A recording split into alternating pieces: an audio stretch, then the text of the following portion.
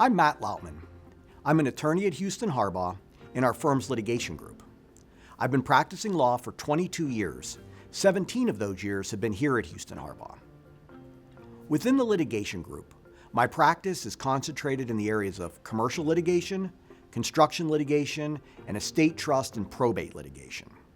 The idea of mediation and mediating a case to resolution is no longer considered a novel idea, a new concept, like it was when I first started the practice back in 2002.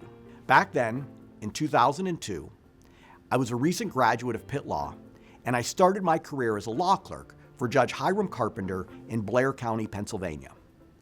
Now, at that time, the Blair County judges were overwhelmed with full dockets and had a backup of cases. So the judges of the court, especially Judge Carpenter, would mediate each other's cases, trying to relieve that backup. Judge Carpenter was a trained mediator, and he had a passion for mediation. He would begin these mediation sessions at 4:30 after official court hours ended, and he would do the sessions in a sweater, not his judge's robe, so all the participants knew he was not a judge at that moment. He could not order people what to do. Instead, he was a mediator, a neutral. That was my first exposure to mediation, and it made a positive impression on me.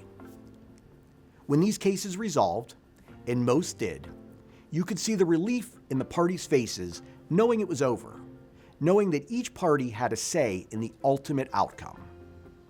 It was also a great sense of satisfaction for the mediator, in that case Judge Carpenter, and to a lesser extent me, his law clerk, to know that we played a part in resolving a dispute. As a litigator, I've been involved in well over 75 mediations over my 20-plus years of practice. The number of mediations has increased drastically as most jurisdictions now make it mandatory before a case can go to trial. My appreciation for mediation, my understanding of how it can bring relief to a party and save money, started early in my career with Judge Carpenter, but continued to take shape in practice. So this brings me to earlier in 2024.